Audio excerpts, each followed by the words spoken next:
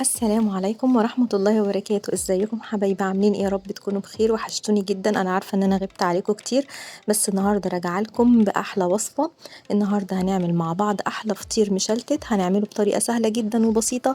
أي حد ما بيعرفش يعمله هيعمله بكل سهولة، وإن شاء الله يطلع ناجح معاكم. أول حاجة بنجيب كيلو دقيق وبنحطه بالشكل ده. انا هعمل كيلو دقيق، طبعا تقدري تعملي الكميه اللي انت حباها. الكيلو دقيق ده ممكن يعمل 3 فطاير متوسطين. بحط عليه معلقه صغيره من الملح زي ما انتم شايفين كده، وكمان هحط عليه معلقه من السكر. والسر بقى اللي احنا هيخلي الفطير طعمه جميل، هنحط معلقه من اللبن البودر. اللبن البودر بيخلي العجينه حلوه جدا، زي كده محسن الخبز، بس بيخلي الفطير حلو جدا. هقلب بقى كل الحاجات مع بعض. انا خليت حبة من الدقيق، حبة قليلين كده، علشان لو العجينة طريت مني هحط الدقيق اللي انا عايزاه. بحط المية حبة بحبة، مية عادية جدا من الحنفية، مش دافية ولا سخنة ولا الكلام ده كله. زي ما احنا شايفين كده، عجينة الفطير ما بتبقاش طرية زيادة عن اللزوم، بتبقى يعني متماسكة إلى حد ما، يعني ما بتبقاش طرية قوي، مش زي عجينة البيتزا مثلا أو القرص أو الكلام ده كله، لا بتبقى ناشفة. دايما تحطي المية حبة بحبة زي ما احنا اتفقنا. بحاول اخد كل الدقيق اللي عندي لحد لما الدقيق كده يخلص.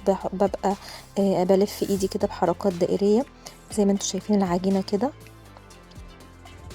هحط بقى العجينة علشان اعجنها كويس جدا، هحط عليها حبة دقيق لان انا لقيتها طرية، واحاول بقى الم العجينة وافضل اعجن فيها بالشكل ده. لازم نعجن في العجينة يعني كويس جدا علشان نطلع المادة اللي هي الجلوتين، واللي هي بتدي مطة كده. زي ما انتوا شايفين بفضل اعجن كده لغاية لما العجينة تبقى ناعمة كويس جدا.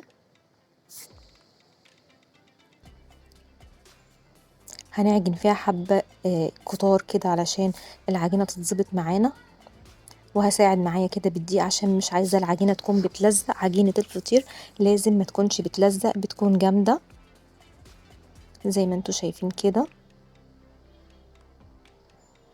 العجينة كده بقت تمام. هجيب بقى الطبق بتاعنا وهنحط فيه حبة صغيرين جدا من الزيت علشان بس العجينة ما تلزقش، وهحطه كده. هسيب بقى العجينة ترتاح لمدة نص ساعة. صحيح هي ما فيهاش خميرة ولا اي حاجة، بس لازم عجينة الفطير نسيبها لمدة نص ساعة بالشكل ده. بعد نص ساعة شايفين العجينة دي المطة اللي انا بقول لكم عليها، كده تبقى العجينة ناجحة. هبتدي بقى اقطع العجينة. هجيب الصينية اللي انا هعمل فيها وهقطع فيها العجينة. طبعا قبل ما احط الفطير هحط فيها هستخدم هنا زبدة. الزبدة بتبقى حلوة جدا في الفطير، احلى من السمنة واحلى من الزيت. بس انا حطيت عليها معلقة سمنة. لو حابة تحطي زبدة بس تحطي، حابة تحطي حبة زيت على الزبدة مفيش مشكلة، بس أهم حاجة تدخلي فيه الزبدة. الزبدة بتخلي الفطير طري جدا، وبتخليه مورق وجميل جدا وطري وحلو جدا. بعمل كور كده بالشكل ده. أنا بحط في الصينية حوالي 8 كور، 8 كور متوسطين، الكورة كده قد البيضة زي ما انتوا شايفين كده. بكورها ولازم اغطس الكورة في الزبدة علشان وشها ما ينشفش، وتبقى سلسة كده معايا وانا بفرد العجينة زي ما احنا شايفين كده. دول حوالي 8. هاخد بقى العجينة الباقية واحطها في الطبق، وهغطي الطبق طبعا علشان اكمل باقي الصواني. دي اول صينية هعملها، بحط فيها السمنة كده وبحط فيها الفطير وبغطس كده زي ما انتوا شايفين العجينة علشان ما ينشفش من الهواء وتعمل قشرة ما تعرفيش تفرديها. هبتدي بقى أول مرة، أول واحدة هفرد أول فطيرة. شفتوا يعني سهل جدا، لا هتفردي بنشابة ولا بمردنة ولا بأي حاجة. سهل جدا، بتبلي ايدك كده بالزبدة وبتروحي عم فردة كده بإيدك، ولو اتقطعت العجينة مفيش مشكلة. دي أسهل طريقة للفطير. معلش بقى أنا طبعا بحب كده أشمر كمامي يعني، وطبعا لابسة معصم علشان ايدي ما تبانش. بحط أول واحدة كده، بحط كده غطا حلة، وبعدين بروح مقطعة العجينة حوالين داير بالشكل ده في أول واحدة بس. وهنشوف بقى هنعمل ايه. ندهن بقى أول طبقة، وبعدين بروح مطبقة الحاجات بالشكل ده، بلم كده العجينة بالشكل ده. طبعا الموضوع سهل جدا. بركنها بقى على جنب، عملتها كأنها حاجة مدورة كده. بروح واخدة تاني طبقة وافرد فيها زي ما انتوا شايفين برضو كده بالشكل ده.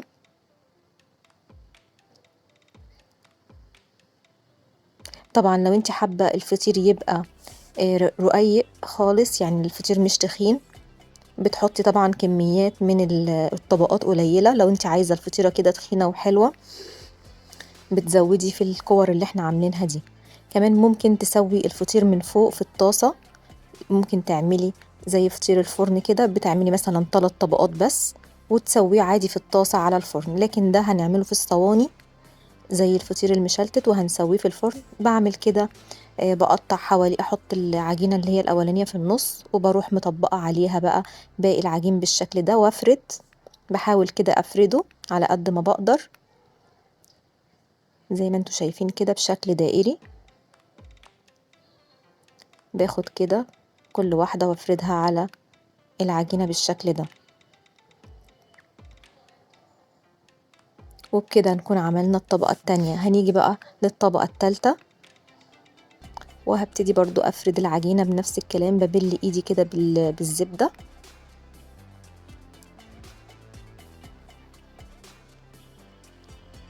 الفرد سهل جدا وهيطلع رقيق جدا ومن غير اي تعب، ما بياخدش اي وقت ولا اي مجهود.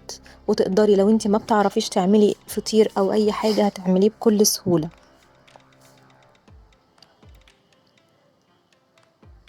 بدهن زبدة كده زي ما انتوا شايفين، وبروح حاطة العجينة في النص، وبروح مقطعة العجينة حوالين داير بالشكل ده. وبنروح نفس الكلام، بروح بقى مطبقة العجين بالشكل ده لحد كده. الحكاية سهلة جدا وبسيطة جدا، ما فيهاش اي تعب. لو اتقطعت منك مفيش مشكلة، لو العجينة تخينة مفيش مشكلة، لسه هنفردها تاني، فهتبقى الحكاية سهلة جدا. وبنعمل باقي الطبقات بنفس الطريقة. هفضل اعمل كل الطبقات لحد ما اخلص كل الطبقات اللي عندي. عاملة بقى 7، عاملة 8، عاملة يعني زي ما انت ما تحبي. عايزة تزودي هتعمليها في صينية كبيرة خالص، طبعا بتزودي الطبقات. لو الصينية كبيرة شوية عايزة تقطعي العجينة أكبر من كده برضو مفيش مشكلة. بس طبعا العجينة لما بتبقى صغيرة كده بعرف أتحكم فيها وبعملها في أي مكان. التانية بتحتاج بقى مكان واسع جدا علشان أفرد، فعشان كده أنا بعملها قطع صغيرة علشان أعرف أفردها. والكمان الصينية بتاعتي مش هتبقى كبيرة قوي، مش اللي هي الواسعة قوي دي، اللي هي الصينية العادية بتاعة البسبوسة أو بتاعة البيتزا. زي ما انتوا شايفين كده بطبق كل الطبقات بالشكل ده. الموضوع سهل جدا وبسيط، ويعني مش هتعملي اي مجهود. شفتوا العجينة زي الفل كده.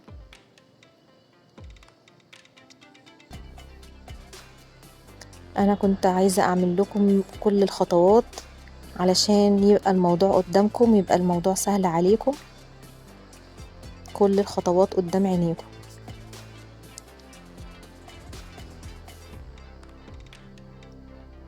زي ما انتوا شايفين كده. دي اخر واحدة. بعملها 4 فتحات بس، بفتحها 4 فتحات كده، وبعمل كل العجينة بغطيها كده علشان تبقى كده مظبوطة. بعد ما خلصت كده بدهن الصينية زبدة اللي انا كنت عاملة فيها، واحط العجينة فيها واركنها على جنب علشان استنى لما العجينة تفرد. وعملت بقى باقي الصواني.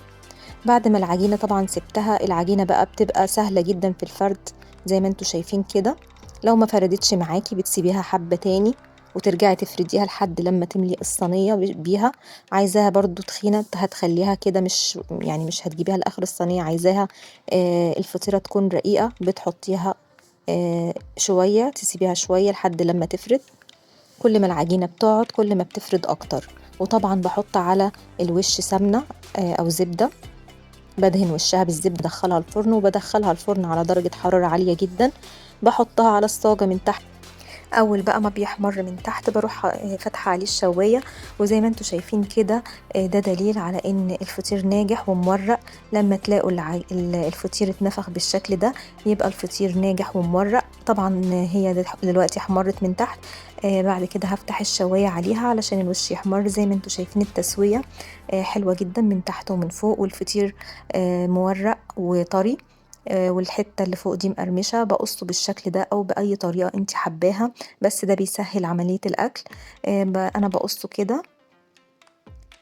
وطبعا أنا هوريكم الفطير قد ايه مورق وقد ايه العجينة خفيفة، بس طبعا هو سخن. طبعا ما عندي مش صابرين عايزين ياكلوا بسرعة، فأنا صورته وهو سخن كده. أنا بحاول أوريكم التوريقات بتاعة الفطير وقد ايه هي رقيقة، زي ما انتوا شايفين كده، والفطير طري جدا. انا هوريكم، حابه احاول كده اطلع لكم حته علشان اوريها لكم قد ايه هي خفيفه. شايفين التوريقه بتاعه الفطير عامله ازاي؟ خفيفه جدا والفطير طري جدا. يتاكل بقى مع حبه عسل كده ابيض وعسل اسود وحبه مش، والف هنا وشفا للي هيعملوه. يا رب النهارده الوصفه تكون عجبتكم وتكون سهله عليكم، وإن شاء الله تكتبوا لي في الكومنتات لو عملتوه. ويا رب الوصفة تعجبكم. لو عجبتكم الوصفة ما تنسوش لايك وشير وسبسكرايب للقناة. واشوفكم